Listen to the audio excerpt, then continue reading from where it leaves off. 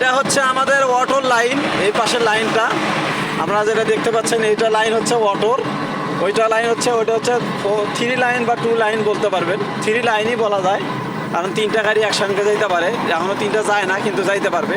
ওই পাশে 3 লাইন আছে, আবার ওই পাশে আবার একটা অটোর লাইন আছে। তার মানে এই পাশে 2টা অটো একসঙ্গে সুন্দরভাবে যাইতে পারবে। ঠিক আছে, 2টা অটো একটা মোটরসাইকেল সুন্দরভাবে যাইতে পারবে, আমি যেটা পরিমাপ করে দেখলাম। আর ওই পাশে ওই রকম। আসলে রাস্তাটা অনেক ভালো এবং প্রশস্ত হয়েছে, কিন্তু সব থেকে বড় কথা হচ্ছে আমি এই রাস্তায় দেখেছি, মানুষ বলছে যে 50-100 বছরে কিছু হবে না। এই রাস্তায় দেখছি, ওই কিছুদিন আগে দেখে আসলাম, এই রাস্তাও ফাটল ধরছে, ভাঙছে। ঠিক আছে, আসলে আপনারা আর কত বাটপারি করবেন, কত প্রকারের বাটপারি করবেন যে ভাই, যে কারণে ঢালাই রাস্তা, রড সিমেন্টের রাস্তা করে দিল, যে রাস্তাটা যাতে নষ্ট না হয়, খুব তাড়াতাড়ি যেন ভেঙে না পড়ে। আপনারা এই জায়গায়ও বাটপারি করে জনগণের টাকাগুলো পকেটে নিলেন, রাস্তার টাকাগুলো পকেটে নিলেন। হারাম আর কতদিন খাবেন রে ভাই? হ্যাঁ, যতদিন বেঁচে থাকবেন ততদিনই হারাম। আর যাদের জন্য ইনকাম করতেছেন, আপনার হারাম টাকা হালাল টাকা তারা বুঝবে না, তারা মনে করেন বেপরোয়াভাবে আপনার টাকাকে খরচ করবে, আপনার আর ইনকামের দিকে তারা দেখবে না আপনি কীভাবে ইনকাম করছেন।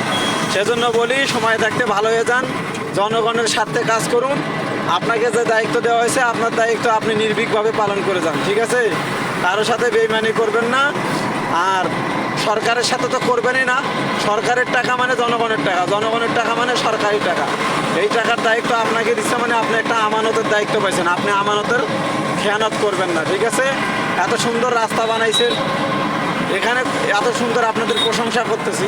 এই রাস্তা করতে এসে আপনি টাকা মেরে দিবেন, আর এই টাকা মেরে দেওয়ার পেছনে যে আপনি যে গুণাটা হবে, এই গুণা আপনি আজীবন যদি সরকারের কাছে যদি আপনি মাপ চান, আপনাকে মাপ দেবে না।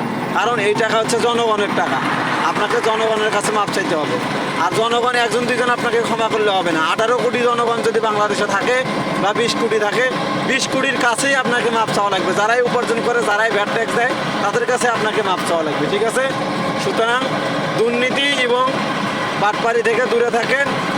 আসুন, সুন্দর দেশ গড়ার লক্ষ্যে আমরা কাজ করি, ঘুষকে না বলি এবং সুদকে না বলি। ঠিক আছে, কোনো প্রকারের সুদ ঘুষ খাবো না, কাউকে দেবো না, কারো থেকে নেবো না, এবং কোনো প্রকার বাটপারি করবো না।